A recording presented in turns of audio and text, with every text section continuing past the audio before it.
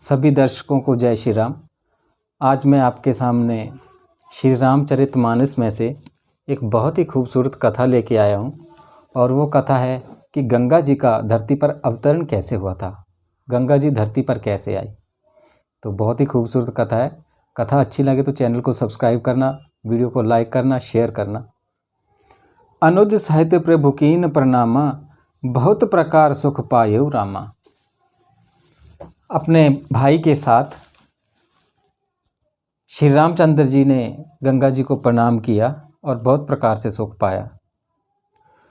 तो यहाँ पर भगवान राम जी मुनि विश्वामित्र जी से पूछते हैं कि गंगा जी का धरती पर आगमन कैसे हुआ।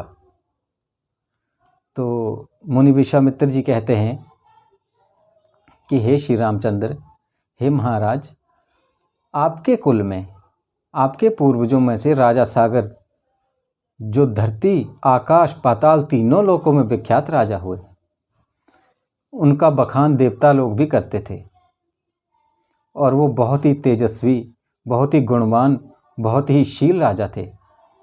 जब वो राज्य करते थे, उनके राज्य में दुख का कोई नामो निशान नहीं था। उनकी प्रजा बहुत प्रकार से सुखी रहती थी। उनकी दो रानियां थी, बड़ी का नाम केशनी और छोटी का नाम सुमति था।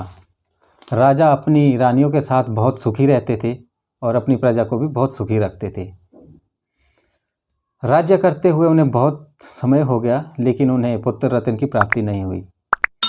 तो उन्होंने मन में विचार किया कि हमें भी पुत्र रत्न प्राप्त होना चाहिए।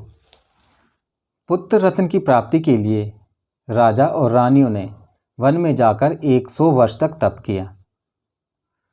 तप करने के पश्चात वो जाते जाते महर्षि भृगु से मिले। तब भृगु जी ने उन्हें आशीर्वाद दिया और उनसे पूछा कि बताइए आपकी क्या मनोकामना है। तब राजा और रानियों ने महर्षि भृगु से संतान के लिए प्रार्थना की।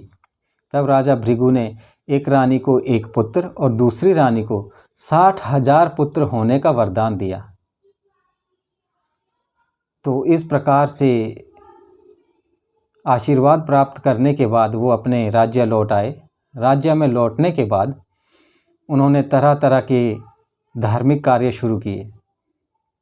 जैसे जैसे समय व्यतीत होता गया, समय उपरांत एक रानी को 1 पुत्र पैदा हुआ और दूसरी रानी से उन्हें 60,000 पुत्र रत्नों की प्राप्ति हुई। इस प्रकार से उनका राज्य चलता गया। तो बच्चे जैसे थोड़े से जवान हुए, तो जो 1 पुत्र हुआ उनका नाम असमंजस रखा गया, लेकिन बाद में वे अंशुमान के नाम से प्रख्यात हुए। तो जब उनका बचपन था, बचपने में बच्चे जैसे खेलने जाते हैं, तो एक दिन सरयू नदी के तट पर कुछ गांव के लड़के वहाँ स्नान आदि कर रहे थे। उसी प्रकार राजकुमार भी उनके पास चला गया और एक नौका लेकर आया, नाव लेकर आया और उसमें उसने जितने भी बच्चे आ सकते थे नाव में भर के वो चक्कर लगाने लगे। तो चक्कर लगाते लगाते नाव पलट गई। चूँकि जो राजकुमार था वो तैरकर बाहर आ गया, बाकी काफ़ी सारे बच्चों की वहाँ पे मृत्यु हो गई। तो जैसे ही ये खबर राजा के पास पहुंची और प्रजा में फैली, तो प्रजा में रोष प्रकट हो गया कि राजा के राजकुमार ने इतने बच्चों को सरयू नदी में गिराकर या नौका पलटकर मार दिया। तो सारी जनता, सारी प्रजा इकट्ठी होकर राजा के पास आई। राजा भी सरयू नदी के तट पर गए। अब प्रजा में से कुछ लोग कहने लगे कि आप तो राजा हैं, अब आपको हम क्या दंड दे सकते हैं, और आपके जो पुत्र हैं इन्होंने तो बहुत ही पाप कर दिया, बहुत नुकसान कर दिया, इतने बच्चों को नदी में डुबा दिया। तो राजा विचार करने लगे कि अगर प्रजा को दंड मिल सकता है तो राजा को भी दंड मिलना चाहिए। उस राजा ने अपने पुत्र को अपने देश से निकाल दिया, देश निकाला दे दिया। तो अब चूंकि जो इकलौता पुत्र था, राजा की उस पुत्र के साथ बहुत प्रेम था, तो राजा पुत्र वियोग में रहने लगे। तो एक दिन राजा ने ये निर्णय किया कि मैं एक अश्वमेध यज्ञ देता हूँ। तो एक जंगल में जाके राजा ने एक वेदी सजाई, बहुत ही सुंदर जैसे तीनों लोगों की शोभा उस वेदी में थी। वहाँ राजा ने अश्वमेध यज्ञ करना शुरू कर दिया। अब अश्वमेध यज्ञ जैसे जैसा पूरा होने की तरफ बढ़ता गया तो इंद्र जी को यज्ञ का पता चला। अब इंद्र जी ने यज्ञ और ऐसी तपस्या देखी, वो डर गए। उन्होंने सोचा कि कहीं मेरा आसन ना ये छीन लें। तो इंद्र ने क्या किया कि इंद्र ने जो यज्ञ का घोड़ा था उसे चुराकर कपिल मुनि के आश्रम में छुपा दिया।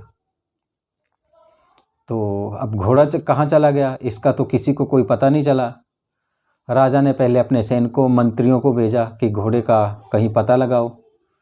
तो सभी मंत्रियों ने सभी लोगों ने घोड़ा ढूंढने की बहुत कोशिश की, लेकिन उन्हें घोड़ा कहीं नहीं मिला। फिर राजा ने अपने 60,000 पुत्रों को बुलाया और कहा कि तुम लोग जाओ और घोड़े की खोज करो।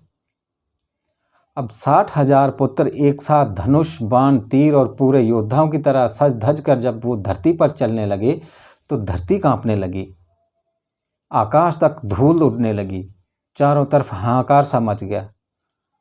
राजा के 60,000 पुत्रों ने काफ़ी संघर्ष किया, लेकिन उन्हें कहीं भी घोड़े का पता नहीं लगा और वो लौटकर फिर राजा के पास आ गए और राजा को प्रणाम करके बोले कि हे महाराज, हे पिताश्री, हमें घोड़े का कोई पता नहीं चला कि घोड़ा कहाँ पे चला गया है। तो राजा ने थोड़ा क्रोधित होकर और गुस्से में कहा कि आप चाहे धरती को खोदो, चाहे पाताल से, चाहे आकाश से, जहाँ मर्जी से भी घोड़े का पता लगा करके आओ। तो इस प्रकार जब राजा का आदेश हुआ तो उन राजा के लड़कों ने धरती को खोदना शुरू किया। तो जैसे जैसे धरती खोदते गए उन्हें एक हाथी मिला, उनको प्रणाम किया। ऐसे करते करते जैसे 4 धरती के जो 4 दिशाएं होती हैं, चारों दिशाओं को उन्होंने खोदा। जैसे ही उनका कार्य पूरा हुआ तो वो कपिल मुनि के आश्रम पर पहुंच गए। अब चूँकि वो इतने पहले से ही गुस्से में भरे हुए थे, उन्होंने ये जानने की कोशिश ही नहीं की कि ये ऋषि कौन है, और जाकर वो ऋषि को गुस्सा दिखाने लगे। उन्होंने बहुत भला बुरा कहा ऋषि को। तब अचानक ऋषि अपने जो तपस्या थी वहाँ से जैसे ही उसने आंखें खोली, आंखें खोलते ही राजा के 60,000 पुत्र वहीं पे भस्म हो गए। जब 60,000 पुत्र भस्म हो गए तो राजा इंतज़ार करता रहा। वो 60,000 पुत्र तो लौटकर आए नहीं। तो राजा ने मंत्रियों को बुलाकर अपने पुत्र असमंजस, जो कि अंशुमान नाम से प्रख्यात हैं, उनको बुलाया और कहा कि हमारा यज्ञ का घोड़ा जो है वो चोरी हो चुका है और उसका आपने पता लगाना है। तुम्हारे 60,000 भाई भी गए थे उनका पता करने के लिए, लेकिन वो अभी तक लौट कर नहीं आए। तो अंशुमान ने अपने पिताजी की चरण वंदना करी, देवताओं की पूजा करी और घोड़े की तलाश में वो निकल पड़ा। घोड़े की तलाश करते करते वो कुआं, बावरी, तालाब, नदी, किनारा, जंगल, गुफाएं, चारों दिशाएं ढूंढते ढूंढते जब उसे पता नहीं चला तो की तलाश करते करते अंशुमान की मुलाकात गरुड़ जी से हुई और गरुड़ जी ने उनको सारी कथा सुनाई कि किस तरह से तुम्हारे 60,000 भाई भस्म हुए हैं और घोड़ा कहाँ पर है। तो अंशुमान जाते जाते मुनि कपिल के आश्रम पर गए, उनको दंडवत प्रणाम करके उनका आशीर्वाद लिया और घोड़ा लेकर वापस अपने राज्य आ गए। और गरुड़ जी ने एक उपाय और भी बताया था कि आपके भाइयों का उद्धार तभी होगा जब गंगा जी धरती पर आए। गंगा जी को धरती पर लाने के लिए अंशुमान ने बहुत तपस्या करी, लेकिन तपस्या करते करते उनकी बाद में समय आने पर मृत्यु हो गई, लेकिन गंगा जी धरती पर नहीं हो गई। और अंशुमान के पुत्र हुए राजा दिलीप। महाराजा दिलीप के पुत्र हुए भागीरथ। तो भागीरथ को तो पहले से ही पता था कि उनके पूर्वज 60,000 पूर्वज भस्म हुए थे और उनके दादा और उनके पिता भी गंगा जी को लाने के लिए बहुत तपस्या की थी। तो इस प्रकार भागीरथी ने भी लगातार तपस्या करना शुरू कर दिया। भागीरथ ने कई सालों तक एक अंगूठे के बल दोनों हाथ खड़े करके सूर्य की तरफ देख करके गंगा जी को धरती पर लाने के लिए तपस्या की। इतनी घोर तपस्या को देखकर ब्रह्मा जी धरती पर आ गए। तो ब्रह्मा जी ने भागीरथी से पूछा कि वत्स, कहिए आप क्या वरदान चाहते हैं। तब भागीरथी जी ने कहा कि हे ब्रह्मदेव, आप तो जानते हैं कि मैं किस लिए तपस्या कर रहा हूँ।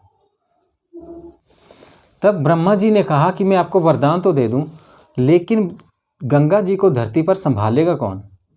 मैं अगर जैसे ही गंगा जी को छोड़ूंगा धरती पर वो संभल नहीं पाएगी और वो पतालोक में समा जाएगी।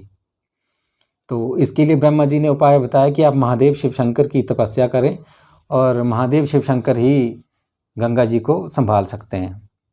तो उसके बाद भागीरथी ने महादेव शिव शंकर की आराधना करना शुरू कर दी।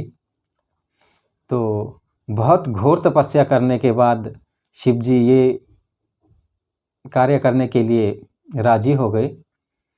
जब भगवान महादेव जी प्रसन्न होकर गंगा जी को संभालने के लिए राजी हो गए तो ब्रह्मा जी ने गंगा जी को धरती के लिए छोड़ दिया। 3 बूंदें छोड़ी, एक बूंद आकाश की तरफ चली गई, एक धरती तक चली आई और दूसरी बूंद पताल में चली गई। तो इस प्रकार से 3 नदियां बनी। तो जैसे ही ब्रह्मा जी ने गंगा जी को छोड़ा, भगवान शिव शंकर ने अपने जटाजूट में गंगा जी को स्थान दे दिया। गंगा जी को शिवजी महाराज की जटाजूट से बाहर निकलने के लिए पूरे 1 साल का समय लग गया। पूरे 1 साल तक वो महादेव जी की जटाओं में बाहर निकलने का रास्ता देखती रही। तो जैसे ही जटाओं के बाहर निकलकर वो धरती पर अवतरित हुई तो एक अजीब सी आवाज़ उत्पन्न हुई, जिसमें से चारों दिशाएं कांपने लगी, धरती हिलने लगी। तो उसके बाद जैसे धरती पर आई तो गंगा जी ने भागीरथी को कहा कि तुम रथ लेकर आगे आगे चलो, मैं तुम्हारे पीछे चलूँगी। तो जैसे जैसे गंगा जी चलती गई, हरिद्वार, काशी, प्रयाग करते करते वो समुद्र में जा पहुँची। तो दोस्तों ये थी कुछ कथा गंगा जी की धरती पर अवतरित होने की। अगर आपको ये कथा अच्छी लगे तो कृपया मेरे चैनल को सब्सक्राइब करें, वीडियो को लाइक करें और कथा में त्रुटि हो सकती है उसके लिए मैं माफ़ी चाहता हूँ। बाकी आपसे ये वादा करता हूँ कि अगली बार जब मैं वीडियो लेकर आऊँ तो ये सारी त्रुटि पूरी कर दूँ। जय श्री राम।